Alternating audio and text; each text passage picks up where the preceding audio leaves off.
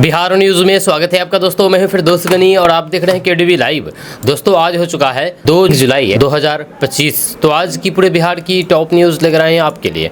Video शुरू करने से पहले आपसे एक रिक्वेस्ट है कि अगर आप पहली बार इस चैनल पर आए हैं तो चैनल को सब्सक्राइब करके बेल आइकन को प्रेस कर दीजिए और साथ ही साथ वीडियो को लाइक कर दीजिए, अपने दोस्तों के साथ शेयर भी कीजिए। तो चलिए चलते हैं आज की खबरों की ओर। दोस्तों आज बिहार न्यूज की शुरुआत सबसे पहले करेंगे कि बिहार विधानसभा चुनाव के ऐलान से पहले ही बिहार में अब तीसरे मोर्चे के बनने की संभावना तेज हो गई है।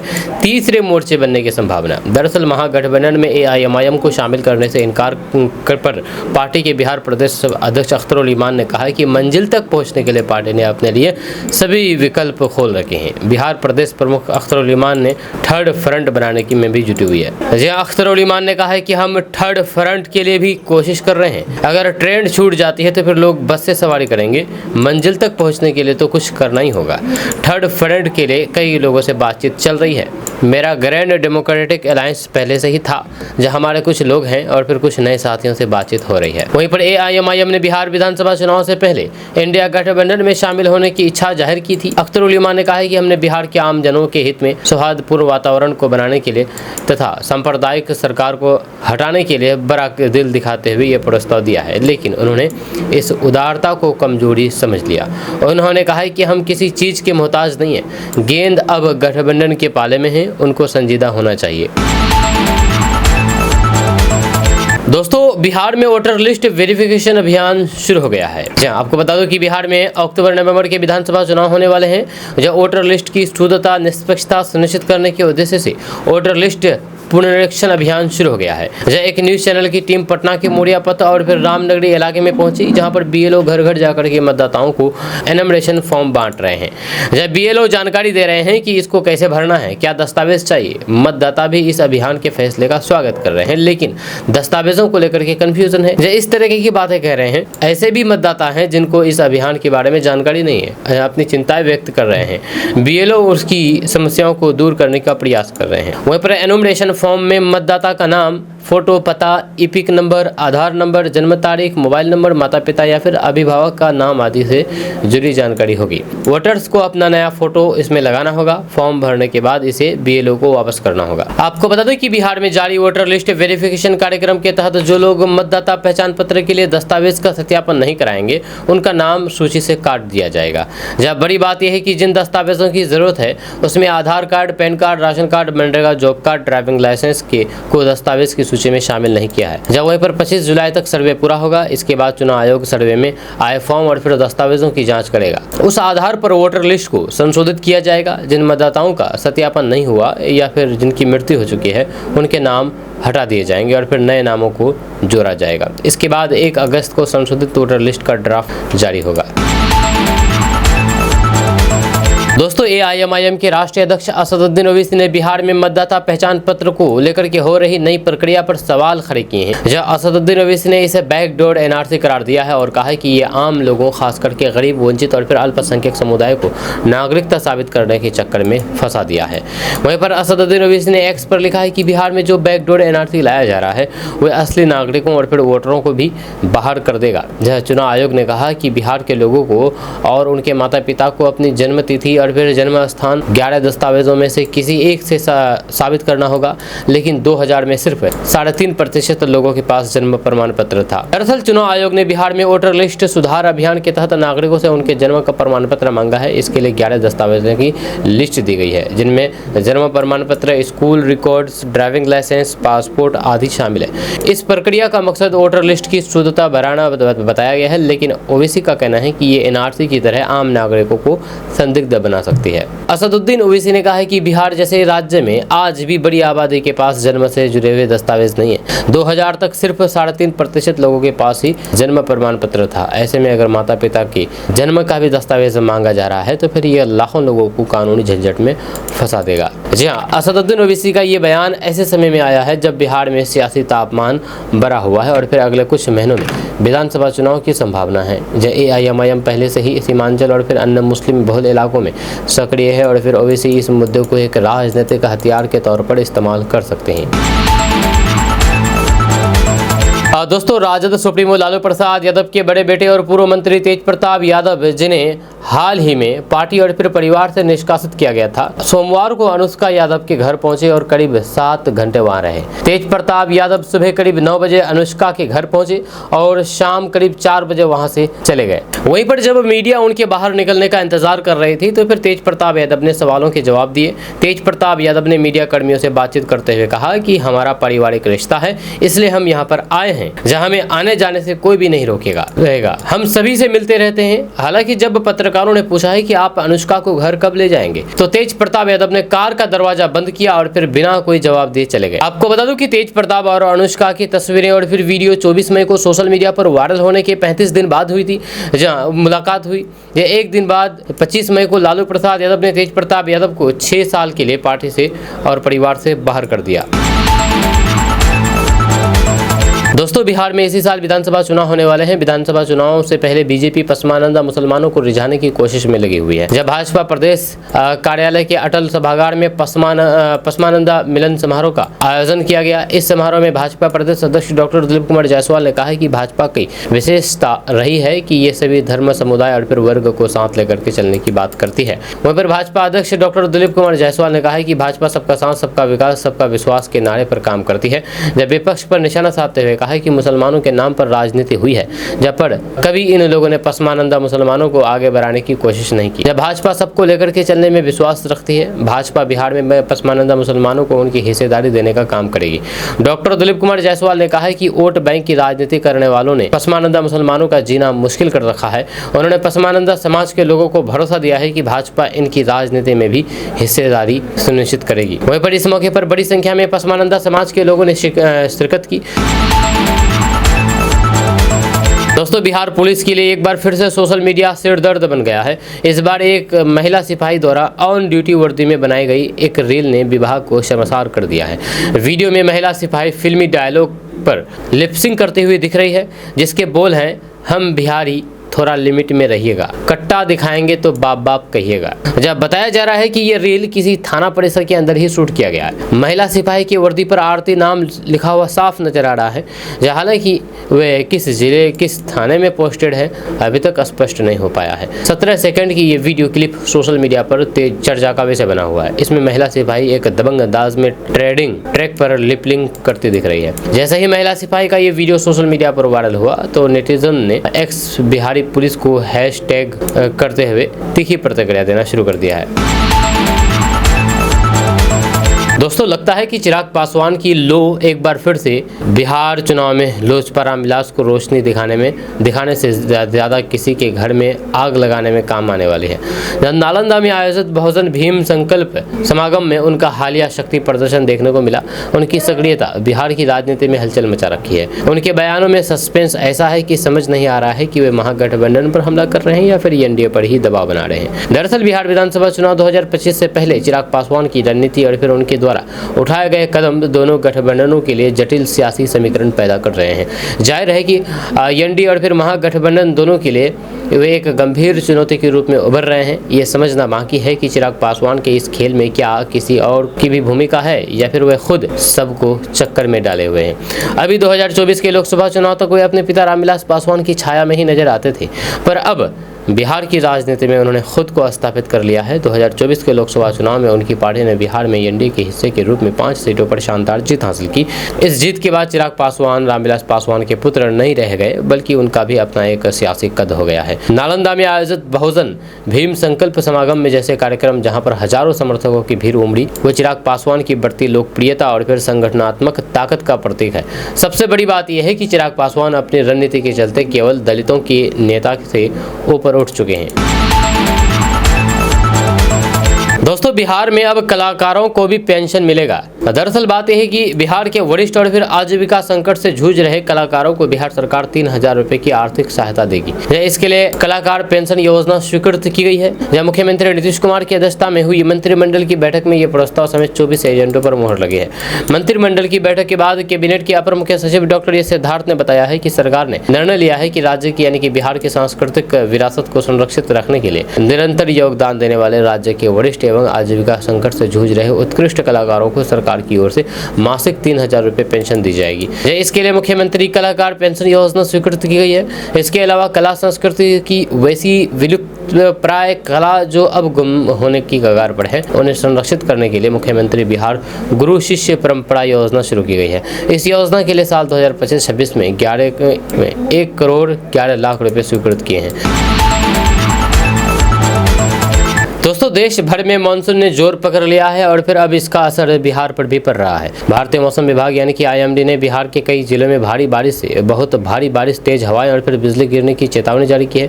पूर्वी भारत में सक्रिय मौसम प्रणाली का सीधा असर बिहार, खास करके दक्षिणी और फिर पूर्वी जिलों पर पड़ने की उम्मीद है। बंगाल की खाड़ी से निकला ये सिस्टम झारखंड होते हुए बिहार की ओर बढ़ गया है। मौसम विभाग के अनुसार बंगाल की खाड़ी के तटीय इलाकों में बना कम दबाव का क्षेत्र अब धीरे धीरे झारखंड होते हुए बिहार की ओर बढ़ रहा है। इस सिस्टम के साथ ही 5.8 किलोमीटर की ऊंचाई तक एक चक्रवाती पवन संरक्षण भी सक्रिय है, जो आने वाले दिनों में भारी बारिश की स्थिति पैदा कर सकता है। पटना समेत इन जिलों में भारी बारिश की संभावना है। वहीं पर पटना, गया, भागलपुर, पूर्णिया, कटिहार, सासाराम, औरंगाबाद, नालंदा, नवादा, सुपौल समेत दक्षिण और फिर पूर्वी बिहार के कई जिलों में भारी से बहुत भारी बारिश और फिर 30 से 50 किलोमीटर प्रति घंटे की रफ्तार से हवाएं चलने की चेतावनी जारी की गई है। जब मौसम विभाग ने बिजली गिरने की संभावनाओं को भी गंभीरता से लिया है और फिर लोगों को सुरक्षित स्थानों पर रहने की सलाह दी है। आपको बता दूं कि IMD यानी कि मौसम विभाग के मुताबिक मानसून की ट्रफ लाइन फिलहाल श्रीगंगानगर होते हुए बिहार और फिर पूर्वोत्तर की ओर बढ़ रही है। इसके साथ ही यूपी से झारखंड तक एक ईस्ट वेस्ट ट्रफ भी सक्रिय है, जो कि 0.9 से 3.1 किलोमीटर की ऊंचाई में प्रभावी है। इसके चलते अगले 48 घंटे में बिहार में भारी बारिश हो सकती है। दोस्तों, JDU ऑफिस के दीवारों पर मुख्यमंत्री नीतीश कुमार की तस्वीरों के साथ साथ प्रधानमंत्री नरेंद्र मोदी की तस्वीरों को लगाने से सियासी चर्चाओं का दौर जारी है। ये पहला मौका है जब JDU ऑफिस की दीवारों पर PM मोदी की तस्वीरें नीतीश कुमार के साथ लगाई गई है। इसे लेकर के राजद ने कहा कि ये भाजपा के नीतीश कुमार को बिहार की सियासत से आउट करने की चाल है। वहीं पर JDU ने इसे लेकर के स्पष्ट किया है कि PM मोदी का तस्वीर होना कुछ भी अस्वाभाविक नहीं है। यह CM नीतीश कुमार के करीबी नेताओं में एक मंत्री विजय चौधरी ने कहा कि प्रधानमंत्री नरेंद्र मोदी और फिर मुख्यमंत्री नीतीश कुमार दोनों की तस्वीरों का एक साथ होना कुछ भी अस्वाभाविक नहीं है। दोनों साथ है और हमारे मुख्यमंत्री नीतीश कुमार बार बार इस बात को स्पष्ट कर चुके हैं। अब NDA गठबंधन भाजपा और फिर JDU सभी घटक दल मजबूती के साथ है, तो फिर दोनों की तस्वीर लगना स्वाभाविक बात है। उन्होंने कहा है कि अभी NDA पूर्ण रूप से एकजुट है, मजबूत है। यही कारण है कि विपक्ष परेशान है। बिहार की जनता के दिलों में दोनों की तस्वीर है, पोस्टर लगाया गया है। ये सहयोग हो सकता है, इसमें कोई भी नया बात नहीं है। दोस्तों, बिहार के मधुबनी जिले में एक छोटा सा गांव है जिसका नाम है सतघरा। अब आप सोच रहे होंगे कि मैं इस गांव के बारे में क्यों बात कर रहा हूं। तो आपको बता दूं कि दिखने में गांव भले ही आम लगे, लेकिन इसकी सुविधाएं किसी स्मार्ट सिटी से कम नहीं है। यहाँ पर wifi, CCTV camera, smart classroom, free medical camp और बुजुर्गों के लिए कम्युनिटी किचन जैसी व्यवस्थाएं हैं। यह सबसे बड़ी बात यह है कि इन सभी सुविधाओं के पीछे किसी सरकारी योजनाओं का हाथ नहीं, बल्कि गांव के प्रवासी लोगों की मेहनत और लगन है। आपको बता दें कि इस बदलाव की कहानी शुरू हुई उन प्रवासी ग्रामीणों से जो विदेशों में रहते हैं, लेकिन उनका दिल अपने गांव के लिए धड़कता है। अमेरिका में गूगल कंपनी में कार्यरत सुनील कुमार झा और फिर अमेरिका के ही एक अन्य वरिष्ठ अधिकारी संजय कुमार झा ने गांव की दशा देख करके बदलाव की ठानी। उन्होंने सूरत में रहने वाले अपने दोस्त और फिर इंफ्रास्ट्रक्चर डेवलपमेंट अरविंद चौधरी से संपर्क किया और मिलकर के सतघरा विकास फाउंडेशन की नींव रखी। यह फाउंडेशन के साथ धीरे धीरे इंग्लैंड, कतर, बहरीन सहित अन्य देशों में रहने वाले सतघरा के लोग जुड़ते गए, जहाँ गाँव के ही जिम्मेदार लोग भी इस मुहिम का हिस्सा बने। आज ये फाउंडेशन गाँव के विकास की धुरी बन चुका है। गाँव में 7 योजनाओं के तहत व्यापक स्तर पर विकास कार्य हो रहे हैं। वहीं पर गांव के बुजुर्गों के लिए सामूहिक रसोई घर की व्यवस्था की गई है, जहां वे सम्मान पूर्वक भोजन कर सकते हैं। वहीं पर हर रविवार गांव में निःशुल्क यानी कि फ्री मेडिकल कैंप लगाया जाता है, जिससे ग्रामीणों को इलाज के लिए शहर की ओर भागना नहीं पड़ता। वहीं पर गांव के 2 प्राथमिक विद्यालयों और फिर 1 +2 स्कूल में स्मार्ट क्लास की व्यवस्था कर दी गई है। यह सतघरा विकास फाउंडेशन ने लगभग 6 लाख रुपए की लागत से ये काम पूरा कर लिया है, जिसमें प्रोजेक्टर, कंप्यूटर, इन्वर्टर और फिर डिजिटल संसाधन शामिल है। इसका लाभ विशेष रूप से आर्थिक रूप से कमजोर बच्चों को मिल रहा है। वहीं पर फाउंडेशन का एक सक्रिय व्हाट्सएप ग्रुप है, जिसमें गांव के सभी लोग जुड़े हुए हैं। गांव की हर समस्या पहले ग्रुप में आती है, फिर 18 सदस्यों की कोर कमेटी उस पर निर्णय लेती है और फिर तुरंत समाधान पर काम होता है। गांव के पारदर्शी संचालन के लिए फाउंडेशन का बैंक खाता है। दोस्तों, भाजपा प्रवक्ता गौरव भाटिया ने नेता प्रतिपक्ष तेजस्वी यादव पर तीखा हमला बोला है और उन पर शरिया कानून को बढ़ावा देने और फिर संविधान को कमजोर करने के आरोप लगाया है। गौरव भाटिया ने वक्फ संशोधन अधिनियम पर यादव की टिप्पणी की आलोचना की और फिर उन पर और उनकी पार्टी पर संविधान का अनादर करने और फिर सांप्रदायिक राजनीति को बढ़ावा देने का आरोप लगाया है।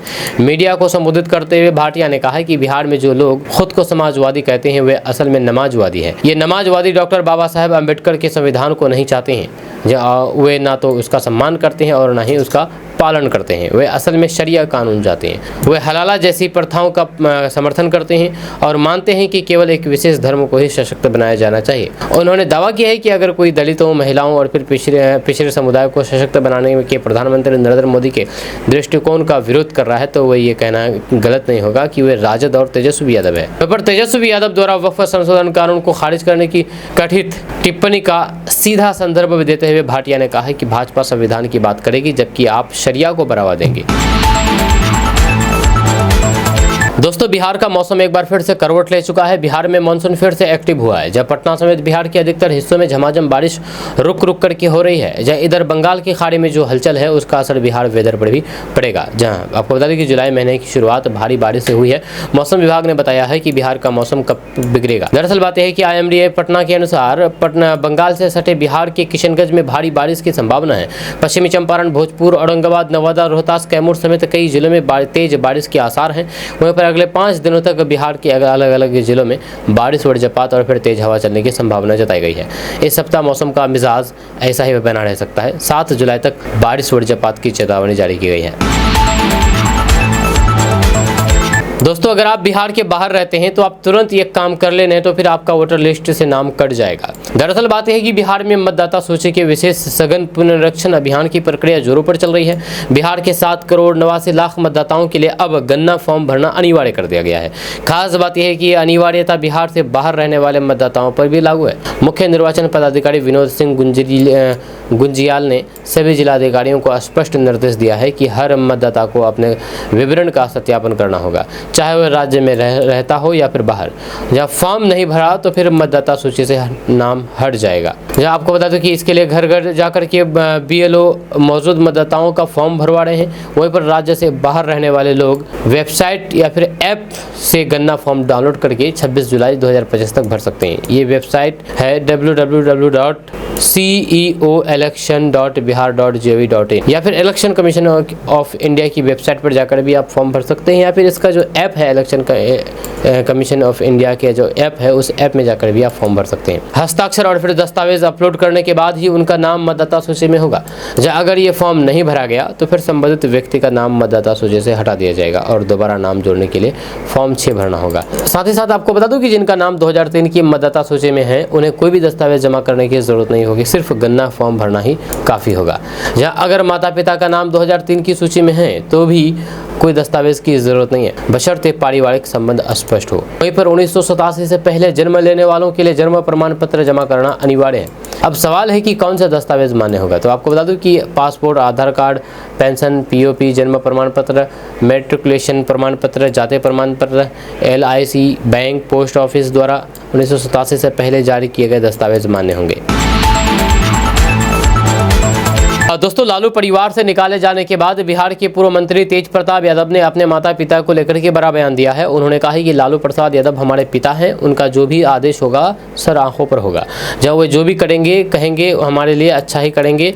जब पिता कभी भी अपने बेटे का बुरा नहीं चाहता है। तेज प्रताप यादव ने पार्टी और परिवार से बेदखल किए जाने के बाद अपने पिता से किसी भी तरीके की नाराजगी की बात से इनकार कर दिया है। वहीं पर अनुष्का यादव के साथ रिलेशनशिप की बात सामने आने के बाद RJD और फिर परिवार से बेदखल होने के बाद तेज प्रताप यादव ने एक इंटरव्यू में अपने माता पिता लालू प्रसाद यादव को लेकर के बात खुलकर बात की है। उन्होंने कहा है कि हमारे साथ जो व्यवहार हुआ है उस पर फोकस नहीं करना चाहते हैं, जहां हम किसी को कुछ नहीं दिखाना चाहते हैं। पिता से कोई भी संकोच नहीं है, अपने ही घर वालों से कुछ नहीं दिखाना है। पिता से 1-2 बार फोन पर बात हुई है, अभी नहीं हो रही है। बात करने का मन तो करता है लेकिन अभी बात नहीं हो रही है। जब वहीं पर तेज प्रताप यादव ने मजाकिया अंदाज में कहा है कि अभी वो पटना में अपने सरकारी आवास पर ही रह रहे हैं, जब कुछ बन जाएंगे तब अपने माता पिता के घर आएंगे।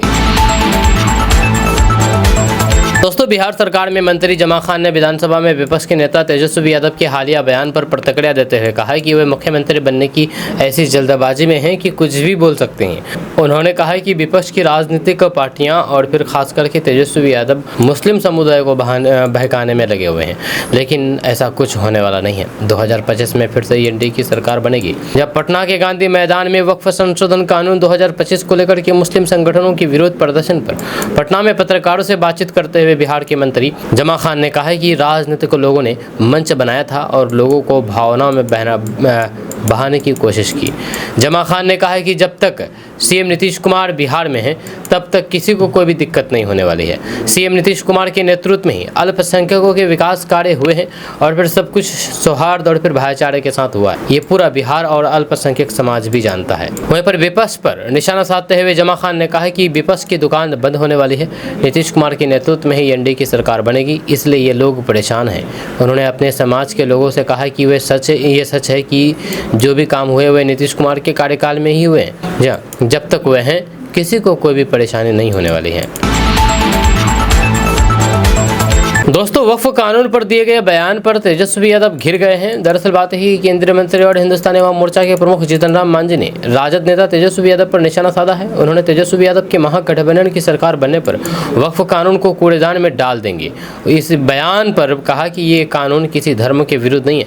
वक्फ कानून पर केंद्रीय मंत्री जीतन राम मांझी ने कहा है कि तेजस्वी यादव और अन्य विपक्षी नेता इसलिए वक्फ बिल का विरोध कर रहे हैं क्योंकि उनका मानना है कि ये खास धर्मों को निशाना बनाता है। मैं बताना चाहता हूँ कि ये कानून किसी धर्म और व्यक्ति के विरुद्ध नहीं है, बल्कि ये पूरी तरीके से मैनेजमेंट का मामला है। आज तक कुछ लोगों ने वक्फ संपत्तियों पर कब्जा कर रखा है, जिससे गरीबों तक इसका लाभ नहीं पहुंच पा रहा है। जी हाँ, जो लोग इस कानून का विरोध कर रहे हैं वे सिर्फ राजनीति कर रहे हैं। जीतन राम मांझी ने कहा है कि बिहार में तेजस्वी यादव के पिता को 15 साल का समय जनता ने दिया था, लेकिन उन्होंने बिहार में जंगल राज बना करके रख दिया है। वे भी अपने पिता के बेटे हैं, उन्हें कोई अनुभव नहीं है। बिहार विधानसभा चुनाव 2025 को लेकर के बिहार की सियासत में हलचल तेज हो गई है। इसी कड़ी में लगातार दूसरे दिन इंडिया गठबंधन की मैनिफेस्टो कमेटी की बैठक आयोजित की गई। जब बैठक में आगामी चुनाव के लिए गठबंधन की घोषणा पत्र यानी कि मैनिफेस्टो की प्राथमिकताओं पर चर्चा हुई है। जब पहली बैठक में कई अहम मुद्दों पर मंथन किया गया, जिनमें महिलाओं, युवाओं और फिर समाज के वंचित तबके को केंद्र में रख करके योजना तैयार करने का निर्णय लिया गया। जब बैठक में तय हुआ है कि इंडिया गठबंधन का चुनावी एजेंडा सामाजिक न्याय, समानता और फिर आर्थिक सशक्तिकरण पर आधारित होगा। बैठक में कुछ बिंदु पर मामला तय हुआ है। दरअसल इस बैठक में कहा गया है कि हर महिला को प्रतिमाह 2500 रुपये की सहायता राशि देने का वादा किया गया है। सामाजिक सुरक्षा पेंशन की राशि को बढ़ाकर के 1500 प्रति करने का प्रस्ताव रखा गया है।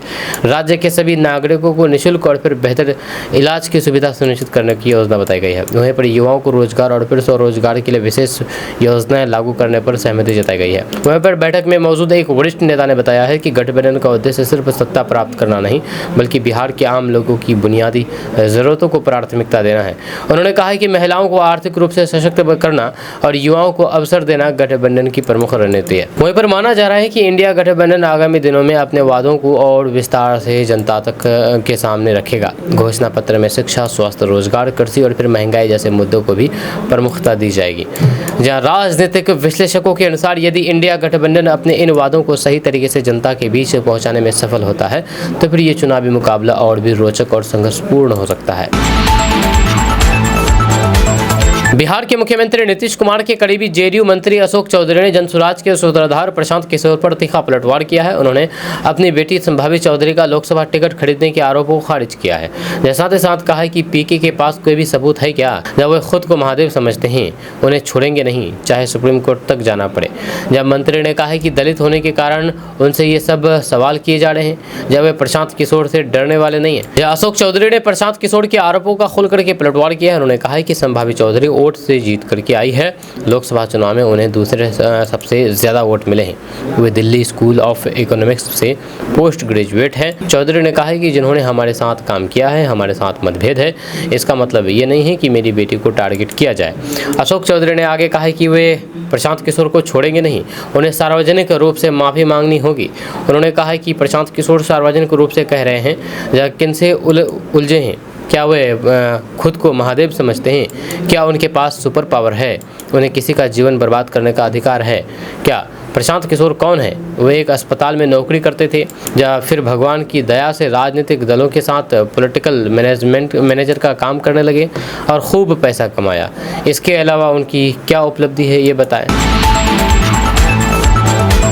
दोस्तों, बिहार का सुपर फूड मखाना को अंतर्राष्ट्रीय पहचान मिला है। आपको बता दूं कि बिहार का प्रसिद्ध सुपर फूड मखाना अब वैश्विक स्तर पर अपनी विशेष पहचान बनाएगा।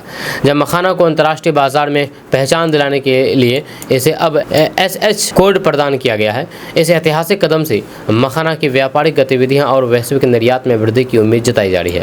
मखाना, जिसे पारंपरिक रूप से बिहार और फिर उत्तर भारत के कई हिस्सों में उपयोग किया जाता है, अब अंतर्राष्ट्रीय स्तर पर भी विशेष पहचान प्राप्त करेगा। जहाँ HS कोड मिलने से मखाना के व्यापार में सुव्यवस्था आएगी और निर्यातकों को इस खास जल फल को वैश्विक बाजार में व्यापार करने में सुविधा होगी।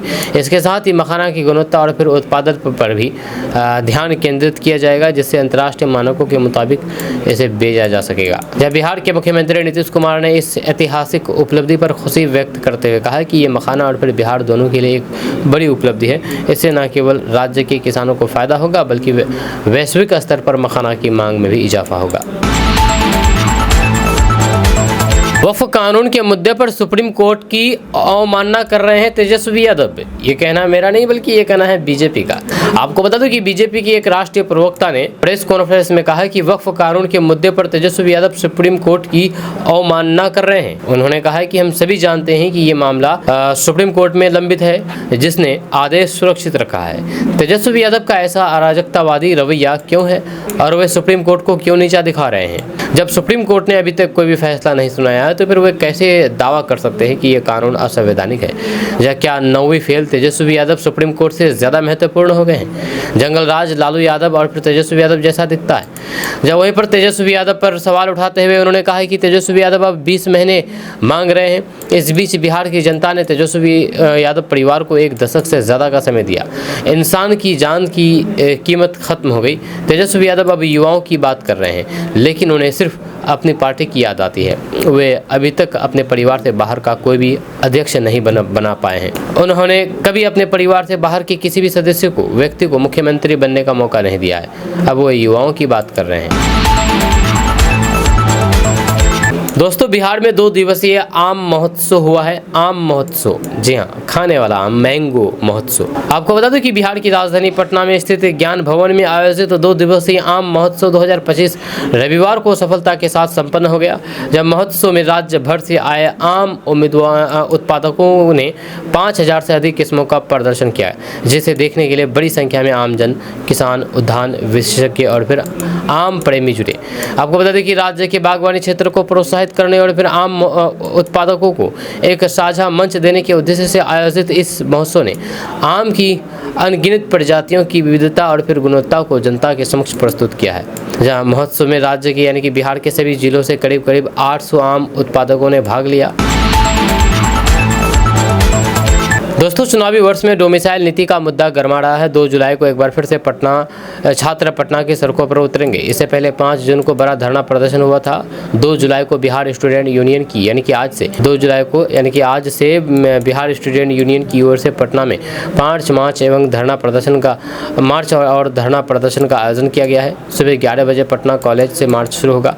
यह छात्र CM हाउस जाकर के मुख्यमंत्री नीतीश कुमार से मिलकर के अपनी मांग को रखना चाहते हैं। मांग है कि बिहार में प्रार्थना प्राथमिक शिक्षक भर्ती में 100% डोमिसाइल आरक्षण लागू किया जाए। वहीं पर माध्यमिक एवं उच्च माध्यमिक शिक्षक, पुलिस, बीपीएससी और फिर अन्य सरकारी नौकरियों में कम से कम 90% सीटें स्थानीय उम्मीदवारों के लिए आरक्षित की जानी चाहिए। दोस्तों, पटना मेट्रो का किराया अब तय हो गया है। आपको बता दें कि पटना मेट्रो के पहले फेज का संचालन 15 अगस्त से शुरू होने जा रहा है। इस चरण में मेट्रो ट्रेन मलाही पकड़ी से आईएसबीटी तक चलेगी। इसी महीने पटरियां बिछाने का काम को पूरा कर लिया जाएगा। इसी महीने ट्रायल भी किया जाएगा। जानकारी के अनुसार मेट्रो कोच महाराष्ट्र से मंगवाए जा रहे हैं, जिनकी अनुमानित लागत 30 से 35 करोड़ रुपए बताई जा रही है। जब कोच के इसी महीने पटना पहुंचने की संभावना है। वहीं पर मेट्रो की रेट की बात करें तो फिर अभी तक मेट्रो का किराया तय नहीं हो पाया है। जब पटना मेट्रो रेल कॉरपोरेशन यानी कि पीएमआरसी ने south Bihar power distribution company से नो प्रॉफिट नो लॉस के आधार पर बिजली देने की मांग की है, ताकि किराया न्यूनतम रखा जा सके। वहीं पर पटना मेट्रो के अधिकारियों ने कहा है कि हमारी प्राथमिकता कम किराया रखना है। अगर बिजली महंगी होगी तो फिर किराया भी बढ़ेगा। ऐसे में लोग ऑटो, बस जैसी अन्य विकल्प चुनेंगे और फिर मेट्रो परियोजना का उद्देश्य ही खत्म हो जाएगा। आपको बता दें कि 15 अगस्त से पटना मेट्रो की शुरुआत 3 कोच वाली ट्रेन से हो जाएगी, जिसमें एक बार में 150 यात्री बैठ सकेंगे। जब वहीं पर भविष्य में ज़रूरत के अनुसार कोचों की संख्या बढ़ा करके 8 तक की जा सकेगी। जिसका किराए की बात करें तो पटना मेट्रो का किराया 10 से 60 रुपए के बीच होगा। दोस्तों, आरजेडी और कांग्रेस ने मतदाता पुनर्निरीक्षण पर सवाल उठा दिए हैं। जहां पुनर्निरीक्षण पर चुनाव आयोग पर सवाल उठाए हैं। इस दौरान तेजस्वी यादव ने कहा कि 26 जुलाई तक वोटर वेरिफिकेशन का काम पूरा होना है। जहाँ 6 दिन बीत चुके हैं और फिर 99% लोगों की यहाँ प्रक्रिया शुरू भी नहीं हुई है। ऐसे में बाकी बचे दिनों में ये प्रक्रिया कैसे पूरी होगी। जब मुख्य चुनाव आयोग को हमारी सभी बातों का जवाब देना चाहिए। जब मिस्टर इंडिया ना बने, गरीबों का नाम वोटर लिस्ट से हटाने की साजिश की जा रही है। वहीं पर तेजस्वी यादव ने कहा है कि आयोग खुद कंफ्यूज हैं और लगातार समय, तिथि और फिर पुनर्निरीक्षण को लेकर के अपने आदेश बदल रहे हैं। जैसे ऐसा लग रहा है कि पूरी रणनीति किसी राजनीतिक दल से शेयर की गई है। वहीं पर चुनाव आयोग से समय मांगा गया है, लेकिन अभी तक कोई भी समय नहीं दिया गया है। इतने गंभीर मुद्दे पर भी आयोग गंभीर नहीं है और फिर हमारे द्वारा लगातार सवाल उठाने के बावजूद भी कोई भी जवाब नहीं मिल रहा है। वहीं पर तेजस्वी यादव ने कहा कि वेरिफिकेशन के लिए जो 11 डॉक्यूमेंट्स मांगे गए हैं वो बिहार के कितने लोगों के पास होंगे। 2004 के बाद वाले मतदाताओं को माता पिता का पहचान पत्र देना होगा, जबकि आधार और फिर मनरेगा कार्ड की मान्यता नहीं दी गई है। तेजस्वी यादव ने निर्वाचन आयोग से पूछा है कि कितने लोगों के पास ये दस्तावेज है। भारत सरकार को भी ये बताना चाहिए कि 11 दस्तावेज कितने बिहारियों के पास है और कितने प्रतिशत लोगों के पास पूरे दस्तावेज हैं। वहीं पर जन्म प्रमाण पत्र कितने प्रतिशत लोगों के पास है, मान्यता प्राप्त बोर्ड द्वारा मैट्रिक प्रमाण पत्र कितने लोगों के पास है और फिर जाति प्रमाण पत्र कितने लोगों के निर्गत किए गए हैं। इसका आंकड़ा सरकार जारी करे। तेजस्वी यादव ने यह भी सवाल उठाया है कि ये पुनर्निरीक्षण सिर्फ पूरे देश में क्यों नहीं हो रहा है और पूरी प्रक्रिया 2 साल पहले क्यों नहीं शुरू हुई है। दोस्तों, प्रशांत किशोर और डॉक्टर दिलीप कुमार जायसवाल पर पलटवार किया है। जब कहा कि अगर उन्हें जनसुराज में शामिल सभी लोग अपराधी दिखते हैं तो उनकी एनडीए सरकार क्या कर रही है, अपराधियों को गिरफ्तार क्यों नहीं करती। संजय जायसवाल अपने ही सरकार पर सवाल उठा रहे हैं। ये कहना है प्रशांत किशोर का। दरअसल बात यह है कि जनसुराज के सूत्रधार प्रशांत किशोर अपने बिहार बदलाव यात्रा के तहत लगातार अलग अलग जिलों और फिर प्रखंडों में लोगों से संवाद कर रहे हैं और स्थानीय पत्रकारों से भी बात कर रहे हैं। इसी कड़ी में कल उन्होंने गया जिले के गुरुआ प्रखंड में आयोजित बिहार बदलाव सभा को संबोधित किया। प्रशांत किशोर ने भाजपा सांसद संजय जायसवाल के जनसुराज पर दिए गए बयान पर पलटवार करते हुए कहा कि अगर संजय जायसवाल को जनसुराज से जुड़े हुए लोग अपराधी लगते हैं तो उनकी पार्टी राज्य और फिर केंद्र में सत्ता में है, फिर इन अपराधियों को खुलेआम क्यों घूमने दिया जा रहा है।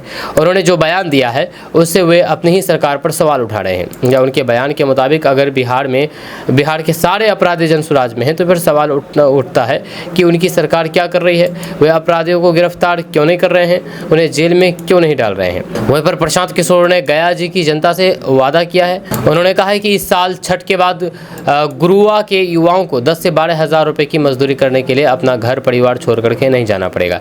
इसके साथ ही उन्होंने बड़ा ऐलान किया है कि जब तक सरकारी विद्यालय में सुधार नहीं हो जाएगा तब तक आप अपने 15 साल से कम उम्र के बच्चों को निजी स्कूलों में पढ़ाएंगे और फिर उनकी फीस सरकार भरेगी ताकि गरीब का बच्चा भी अंग्रेजी मीडियम स्कूल में पढ़ सके। ये कहना है प्रशांत किशोर का। आपका इसके बारे में क्या कहना है नीचे कमेंट बॉक्स में कमेंट करके जरूर बताइएगा। मिलते हैं नेक्स्ट वीडियो के साथ। जय हिंद, जय भारत।